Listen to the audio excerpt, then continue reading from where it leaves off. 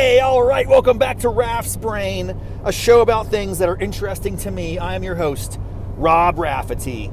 It is time, my friends, my fans, my yogis, my brainiacs, all of the above, my tens of loyal listeners. I'm so grateful for you. Thank you for tuning in. It's time for another episode of Drive Jive. Yes, this is analogous to the other stream of content, Walk and Talk.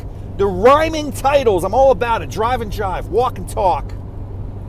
Yes, the general concept of this stream of content of the show is I hit record and I just ramble on, stream of consciousness style, sharing some thoughts, pontifications, ideas, musings, things that are on Raff's brain, top of mind, unfiltered, unprepared, and in many respects disorganized. So if that's your jam, you're in the right place. Listening to the ramblings of a raving lunatic as he drives across the mountains from Virginia to West Virginia. Yes, my home among the hills. I am on my way. I'm en route as we speak to my homestead, my stomping grounds of my youth. Buchanan, West Virginia, Upshur County. Be you, baby. Don't play games. I'm on a mission of sorts. I'll be there for several days, maybe the whole week, in support of my father, Marshal Rafferty, Commissioner Rafferty, Special Agent in Charge Rafferty. He's got so many titles, this guy. But the most important title of all is that he's my dad. Yes, Mr. Rafferty, back in Buchanan, West Virginia. And he's preparing for, a medical procedure of some complexity. Although it's probably, I'm not sure if it's going to be an overnight or if it's going to be an outpatient. We're going to see. I think it depends on how it goes. Bottom line, I'm on my way. I'm driving. I'm thriving, and I want to start jiving, talking a little bit about what's going on, and and just like some thoughts that are on my mind as I traverse across the Appalachians. So, I have a couple things I've been thinking about, a couple projects on my mind, next steps creatively, professionally, opportunities that taking up some headspace. Let me start with one that just came up last night. And here's the thing, man. I am prone to distraction. I'm someone who sees opportunity in nearly every possible idea. This is dangerous, man, because the upside is I have a lot of great, I think, outside of the box and zany, fun, outlandish ideas, and I pride myself on that. I share many of those on the show. Different concepts, formats, opportunities to express myself, to engage others, to learn from others. I'm all about that. And the problem is, I always just encounter people, places, things. I see opportunities everywhere to create content, to tell stories, to empower others. I jam it, man. I jam on it. I love it.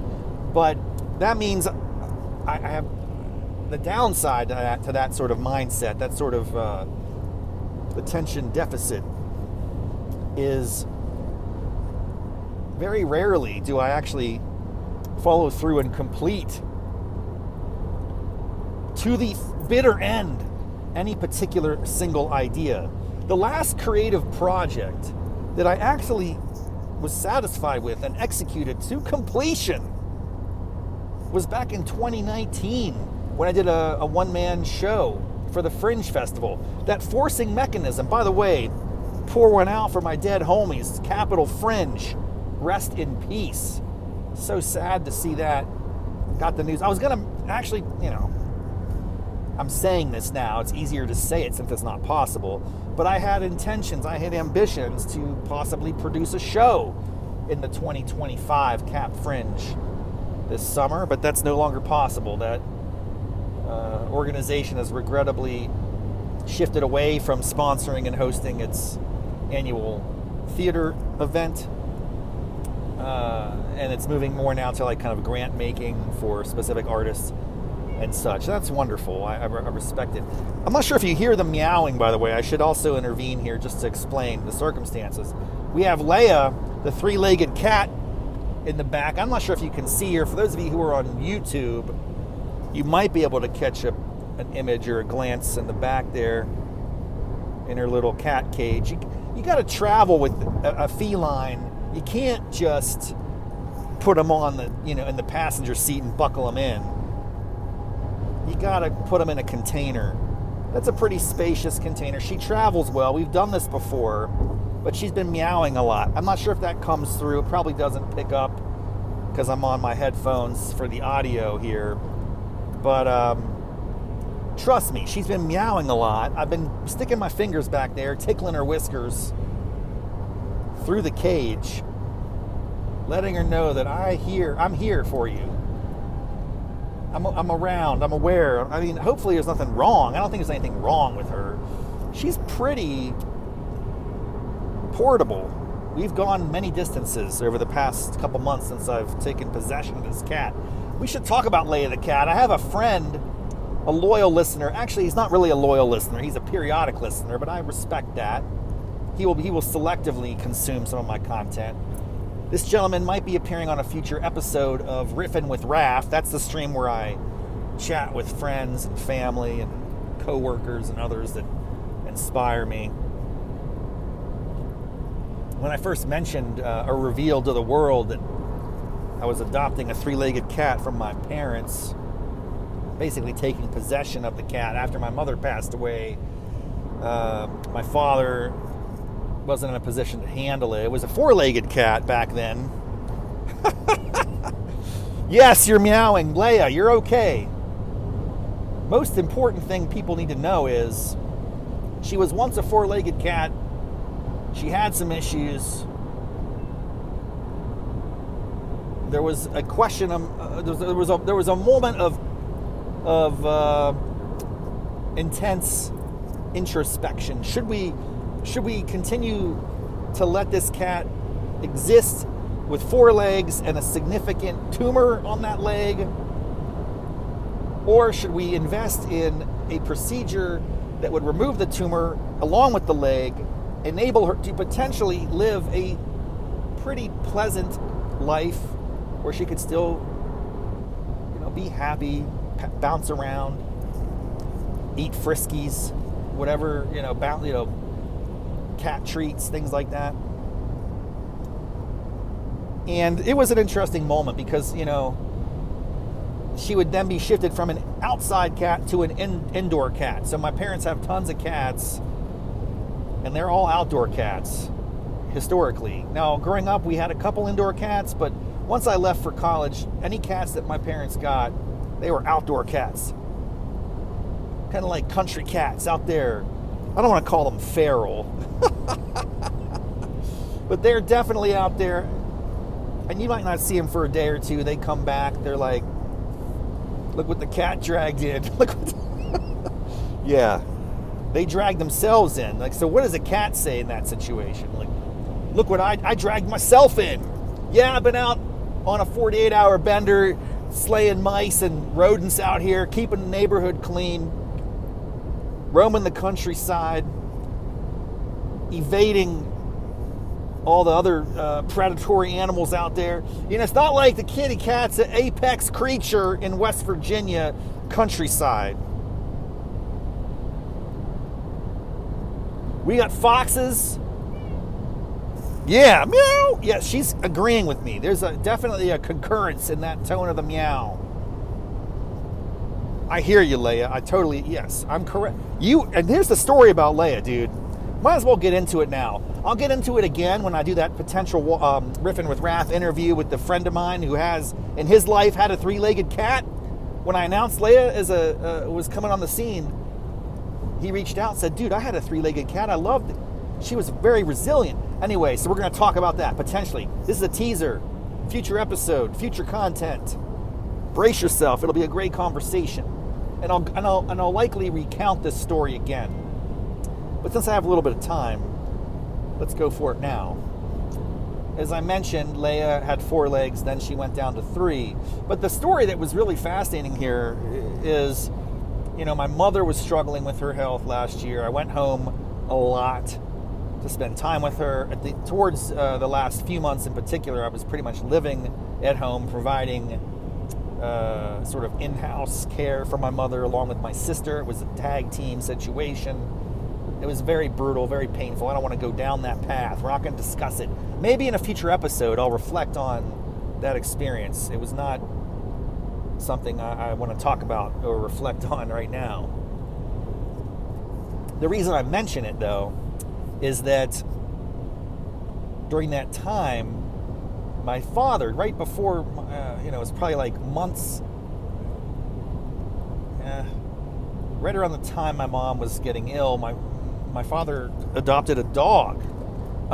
Not even adopted, he bought a bred dog, a Labrador Retriever, a puppy, Jed, which is short for J. Edgar. Yes, you know it. Other names for dogs might have been like Elliot Ness. My middle name's Elliot for Elliot Ness. That's what I say. He might not tell you that. It's true. It has to be true. Bottom line, it's a great name for a dog. And Jed was cool, but Jed was rambunctious as a young creature, and he was like scaring off the cats. So one day, Leia was there. The next day, she was gone, and we didn't know where Leia went. After weeks and months of absence, I think, just assumed she wandered off and maybe met her demise in the countryside. As I was mentioning, there are lots of predatory creatures out there. You got wolverines, boars, wild boars, abaguchis, everything, right? Out there. And so the cats are pretty good. The cats can take down chipmunks, squirrels. A squirrel cat battle is pretty good battle. Squirrels are not an easy creature to take down if you're a cat. It's not the most vulnerable prey.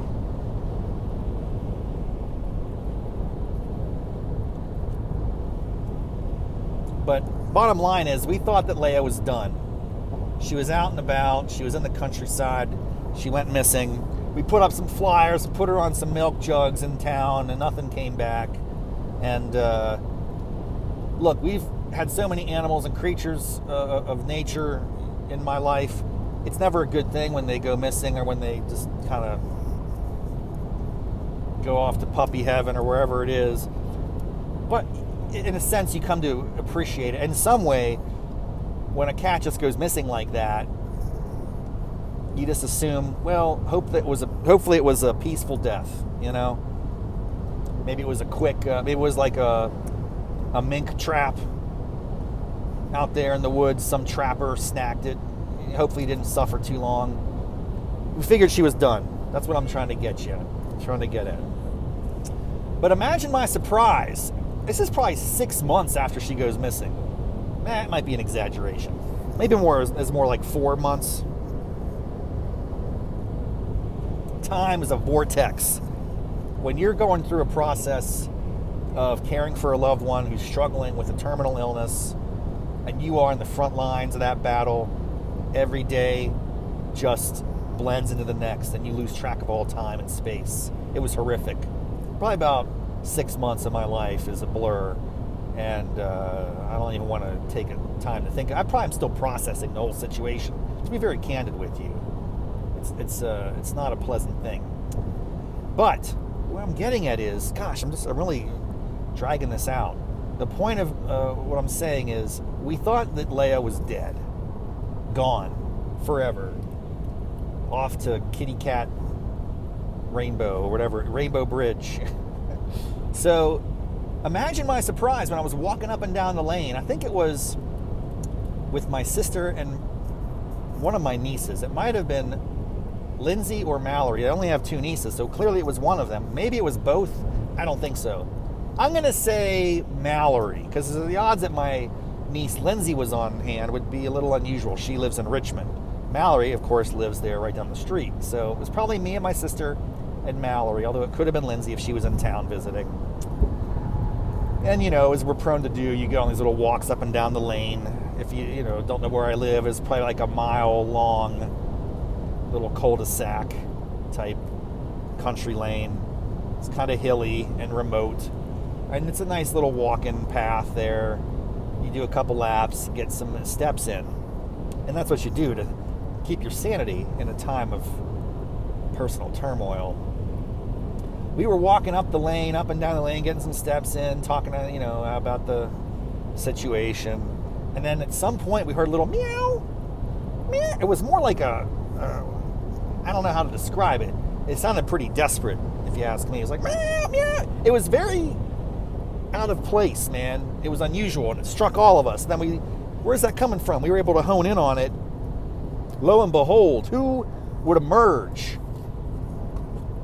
from the woods of West Virginia, the wild wilderness? Who emerged but Leia, the cat, the four-legged cat at the time. She was skinny, my friends. She was thin. She was struggling. Clearly, she had seen some things. This cat has been through a lot. Man, yes, meow. I don't know if you guys are hearing. You're not picking up the meows. She's locked into this conversation. Leia the cat has seen some things, dude. She was out there in the wilderness on her own for many months. We called off the search and rescue mission months ago. And this was just very unexpected. It was very joyous. It was it's like one of those things when it's shocking, and then when it happens and it sinks in. Oh my gosh, Leia, you're alive! Leia's alive! Leia is alive. Wow, that was something else, man. That was a big shock. Can you see her back there on the YouTube? There he is. That's the case you can see. Tune into youtube.com at Rob Rafferty, and you can watch any of my podcasts. I also record probably about 95% of them at this point. Got to hit the multi-platform, man. That's what it's all about.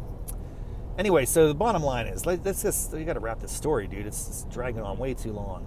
I got the cat, nursed her back to health. She was really hungry. It was amazing to get her back into good state. And things were good. I don't know exactly what happened. What prompted her to run away for some period of time. We think it was Jed, the dog, that scared her off. We have no idea. The bottom line is, she's back. And she was back in action. My mother passed away. And then in a subsequent visit last summer, we noticed she was limping. Maybe this is more like the fall, quite honestly. Thanksgiving time frame. I don't know, man. Like I said, life is a blur. Time just completely evades me. And she had a big tumor on her leg. I guess the diagnosis was not good. A big cancerous... It was like an alien that wrapped around her. They're not called femurs for cats, right? What are the bones in the long back legs called? We have femurs. Humans stand on two legs. Femurs, tibias, and fibias. And don't forget the radius and the ulnas. Those are in your arms. What's the one up here called? The timber? The bones of the body all have names. And I'm sure they have names in animals too. But I would not know that. I didn't have to memorize all those bones like I did back in 7th grade biology class. Shout out Mr. Lee. Okay. Where are we going with this? Well, we had to make a decision. The vet was basically like, this cat will die, the cancer will progress, it will overtake and consume. And right now she was in some pain with the leg. It didn't look like it had spread anywhere else. So the option was to pay some money to have them take the leg off with the cancer and get her back to health, and hopefully she could hop around and still live a happy life. She's like, I think 7 or 8 years old. She's probably about at halftime, maybe a little bit beyond, maybe third quarter. I'm like the football analogy, not like a third period of hockey. That would imply you're in the final hours there, but no. She's and she still had some time left. Maybe she could enjoy life. I think part of this too was probably a psychological situation for me. I'm like, man, my mom passed away from cancer. This cat's gonna pass away from cancer.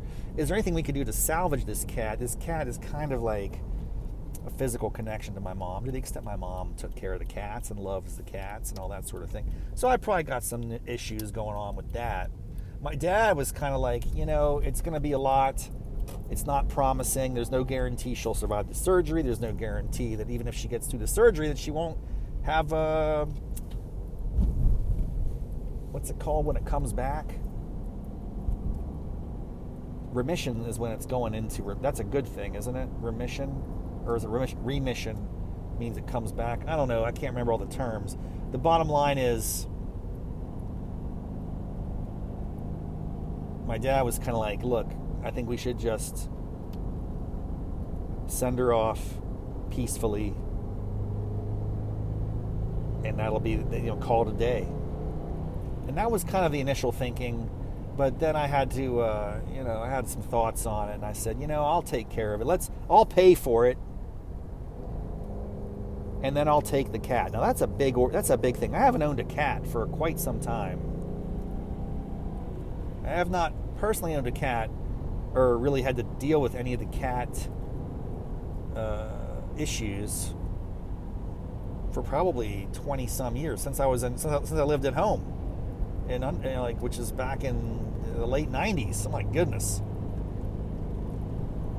And I tell you what, taking on a cat, it's no picnic, man. Especially a cat like this. So first of all, she had her operation.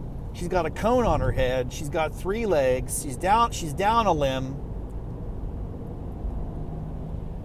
Oh my goodness. Thankfully, my sister and my father were able to take care of Leia for the first month after her surgery. But then I picked her up around New Year's, Christmas time, and rolled the dice. I said, let's take her back to North Arlington, see how this pans out. Of course, we have a dog, Conan. He's okay. They get along. I mean, they're not like best buds or anything, but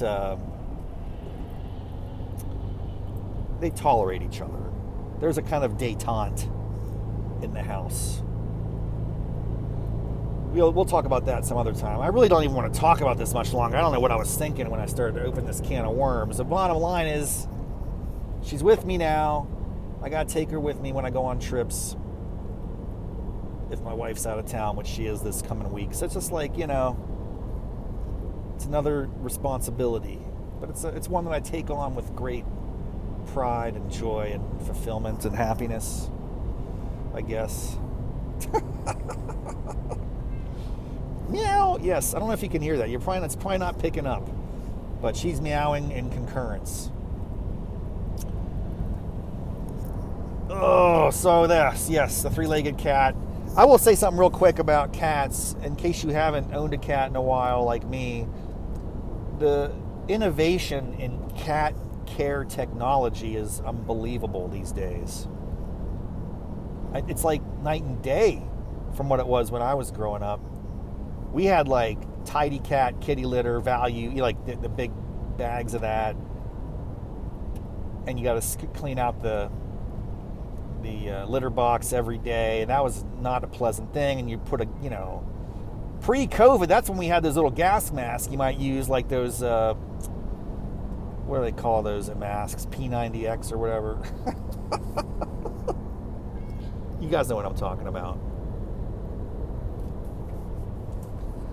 Yeah, the original use of these masks for COVID was to survive changing the kitty litter, because you have to change the whole box of litter once a week or so. But every day you got to scoop out the poop and the pee.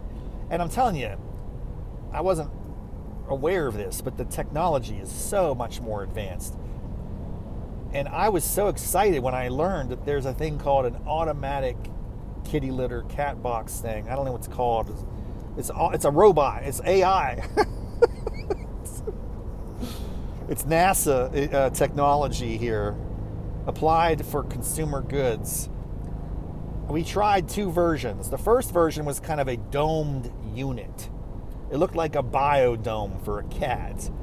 You fill it up with some litter, and if the cat uses it, they go inside, and then they come out, and then it's like a cement truck mixer in the back. It does. Don't ask me how this works, because here's the upshot. It didn't work. It only works if your cat wants to get into a super contained environment to take a poop. No, Leia, to her credit, like any normal feline, doesn't want to be in a contained space when she's doing her business. She wants a little freedom and flexibility. You got to be keeping an eye out, looking left and right all around. You don't want to be in like a little bat cave.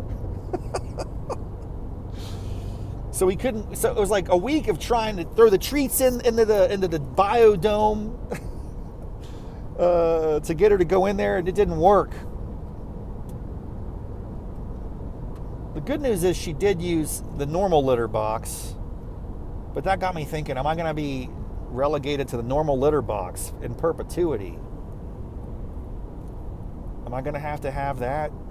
Just like the old days, talk about an ordeal every day. You know what also is kind of nuts? I'll tell you this. This is a little bizarre, but I guess it's not uncommon. Conan, our dog, kind of likes to eat her poop. What? Yes.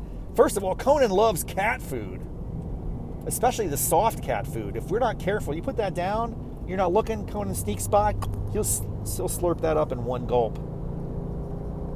It's not good for him. I think his digestive tract is not prepared for that. And then that results in stuff you don't want to talk about on this show. This is a family-friendly program, my friends. So that's one thing. The biodome would have protected that. Anyway, long story short, biodome, no good. So we're back to square one with the old school litter box. The upshot is, good, dude, kitty litter technology is on point. It's very fine and almost like sand now. I'm so absorbent. I'm very impressed with that. And it's just a reminder of how things are always getting better. I know there's a lot of negativity in the world. And you can look out and see a lot of bad things out there to reinforce a perception that, we're in the end of times. But I'm telling you what, just take a moment to think about some of the basic things in your life that are radically better and improved than what they were not that long ago. And it comes in the funniest ways. And for me, it was this kitty litter, dude. Kitty litter is insane. It's off the chain now. I'm loving it. The diversity of options, the different types of masking scents. But the bottom line is this particular kitty litter is like granular. It's like micro dust. And it's very absorbent, and it just really works well. Better than any other old school kitty litter, which was more kind of rocky. I think people who've been around long enough know what I'm talking about. And by the way, it's kind of interesting. As you go to a pet store, you will see there are many, many, many versions and varieties of kitty litter. And the old school kitty litter still exists out there. Tidy cat. So, if you don't want to evolve and adapt with the times, you can go old school. I wouldn't recommend it. I would say also the kitty litter scoops. How many varieties of a kitty litter scoop do you think there are?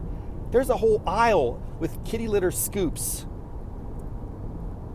of any shape, form, size, color, material that can just satisfy your kitty litter scoop needs. It's ridiculous. It's quite impressive the way that this market has just exploded and diversified to meet the kitty litter need, the kitty litter scoop needs of every American. Oh man. So that was uplifting to kind of get reintroduced to that market.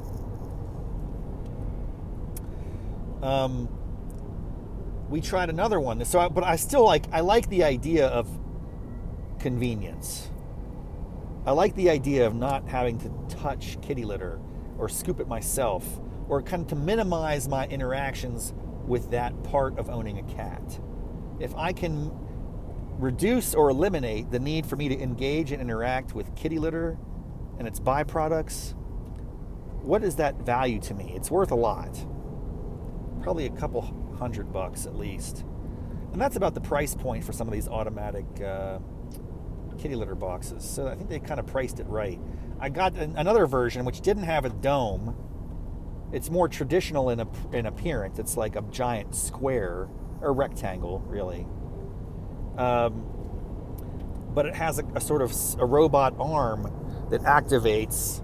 There's some sensors in there, and it knows when an animal has been into its domain to do their thing, and when the animal leaves after 30 seconds, this activates a kind of grid metal arm that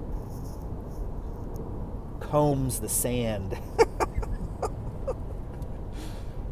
It is like a comb. It's not a fine tooth comb, don't get me wrong, but the prongs are sufficiently close that as it scours the space, it picks up the remnants of the things that, you know what I'm talking about. It works really well. I'm impressed, very impressed with it. And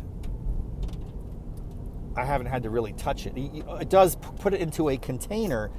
I may have to and drop a link to this unit in the show notes. I would promote it. I would take a royalty if someone wanted to pay me to promote this product. It's been a real game changer. It's really the only way to own a cat, is to have a kitty litter